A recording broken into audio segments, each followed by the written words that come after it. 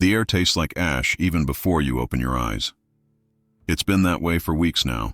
September bleeding into October in northeastern Wisconsin. The sky a permanent haze of gray-brown smoke from the logging camps that ring Peshtigo like a noose. You're a mill worker, 23 years old, and you wake in a boarding house so dry the floorboards creak like kindling under your feet. Outside your window, the Peshtigo River flows sluggish and low. The drought has been brutal this year, turning the forest into a tinderbox, turning the wooden sidewalks into fuel, turning this lumber town of 2,000 souls into something that feels like it's waiting.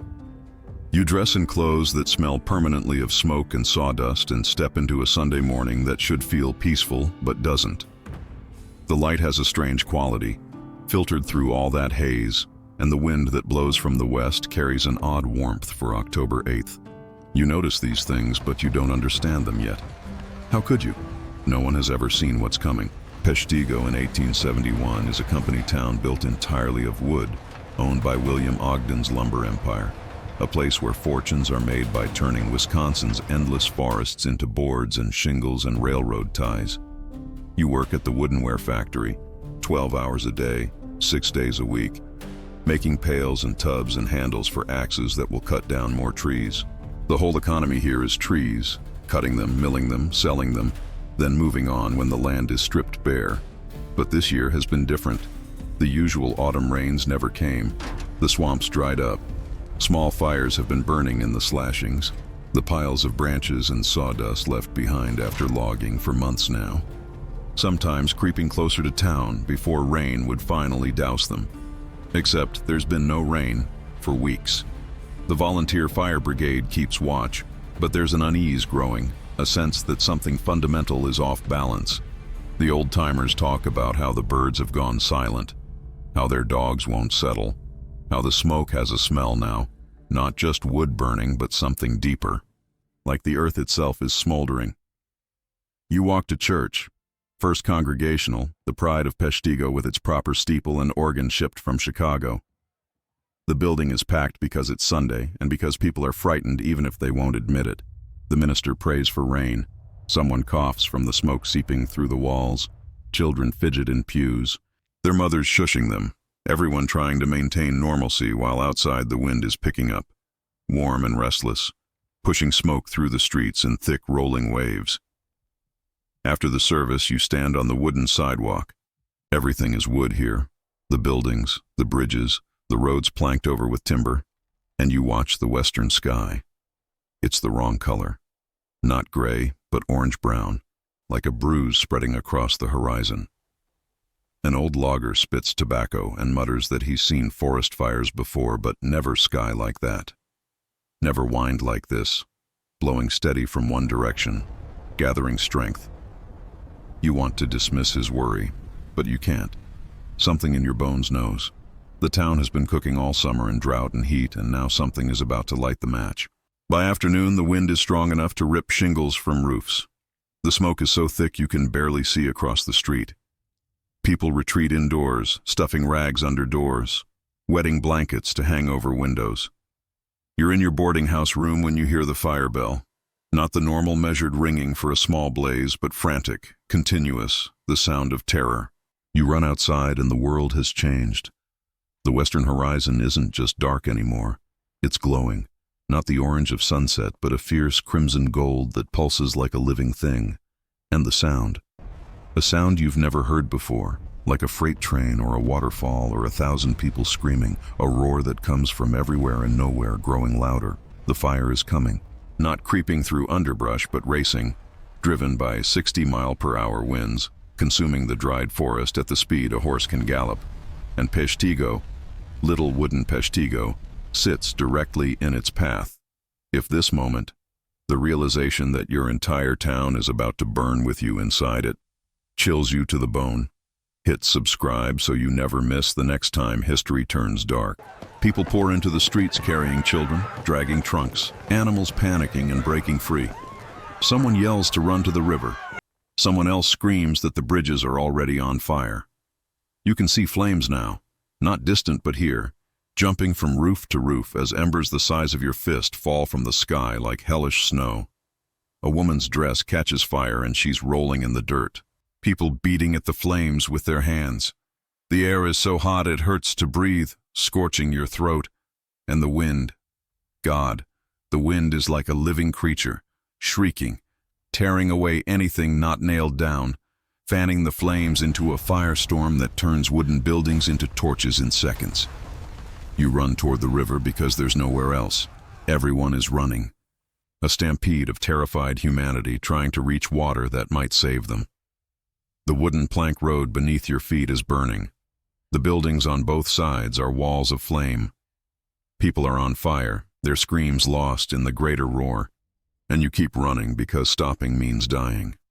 You reach the river and plunge in, the water shockingly cold after the furnace heat. And you're not alone. Hundreds of others are here, clustered in the middle of the Peshtigo River, holding onto logs, holding children above the water, holding each other. The fire has reached both banks now, and you understand with horrible clarity that you're trapped. The flames tower 100 feet high, maybe more, creating their own wind, their own weather system, sucking oxygen from the air until breathing becomes a battle. Embers rain down onto the water, hissing when they hit, but some land on people's heads, their shoulders, and they scream and duck under, only to surface gasping. The heat is unbearable even in the middle of the river. Your skin feels like it's cooking. People keep their faces wet, splashing constantly, because exposed skin blisters and burns from the radiant heat alone. You see a woman holding a baby under a water-soaked blanket, both of them submerged up to their necks, the baby's cries barely audible. You see an old man lose his grip on a log and slip under, exhausted, and no one can help because everyone is fighting their own desperate battle to survive. The fire burns for hours, not minutes, hours. All through Sunday night and into Monday morning, the flames consume everything. The mills, the factories, the homes, the churches, the boarding houses, every single wooden structure in Peshtigo and the surrounding settlements. Sugarbush burns. Menacon burns. Small farms and logging camps scattered through the forest burn. The firestorm is so intense it creates fire tornadoes, whirlwinds of flame that lift burning debris hundreds of feet into the air and hurl it miles away to start new fires. The heat is so extreme it incinerates people where they stand, leaving nothing but ash and bone fragments. Some people who tried to hide in wells or root cellars suffocate when the fire sucks all the oxygen from the air. Some who stayed in the river die from exposure or exhaustion, or simply give up and slip beneath the water. You cling to your log and you don't let go. Your hands are numb. Your body is shaking uncontrollably from the cold water and the fear and the shock. But you don't let go. When dawn finally comes, when the fire has consumed everything burnable and begins to starve itself out, you drag yourself onto the muddy bank and look at what remains of Peshtigo. Nothing. Smoking ruins. Chimneys standing alone like tombstones. The ground still too hot to walk on without boots. Bodies everywhere. In the streets, in the ashes of buildings, along the riverbank where some almost made it. The exact count will never be known because entire families were wiped out with no one left to report them missing. But somewhere between 200 and 500 people died in the Peshtigo fire and the surrounding blazes. More than any other fire in American history.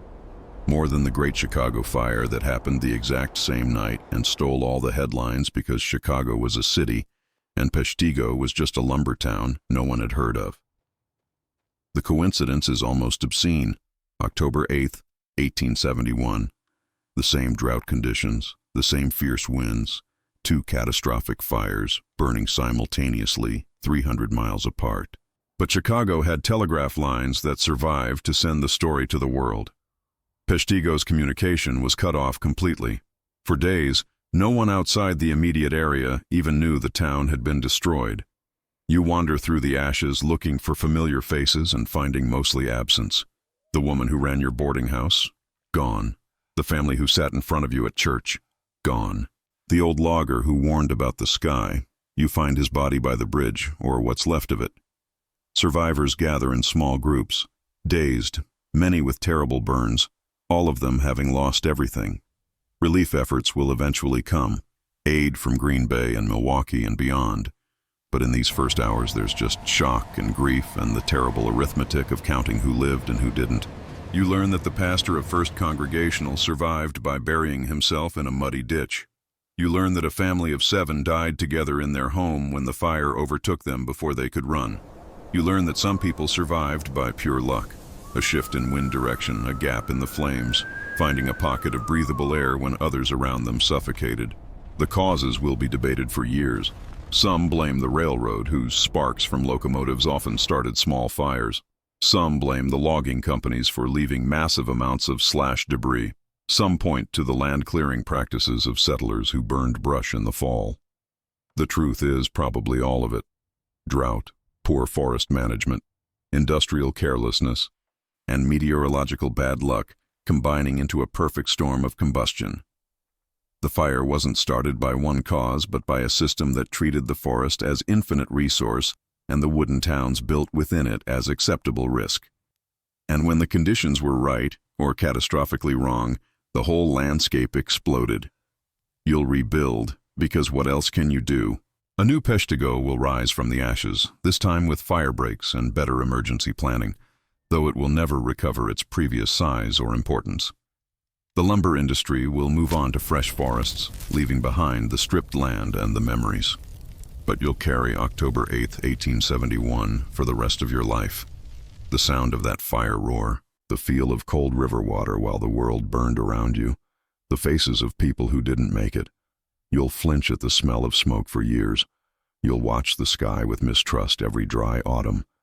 And you'll know what others who learned about this disaster from history books never fully grasp. That fire doesn't care about your plans or your prayers or whether you've done everything right.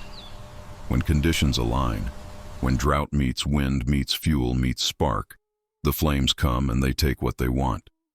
If you can't look away from what nature and negligence created together, a firestorm that killed more than any other in American history yet was almost forgotten, drop a comment. Which buried disaster should we experience next? What certainty in your life could be turned to ash in a single night?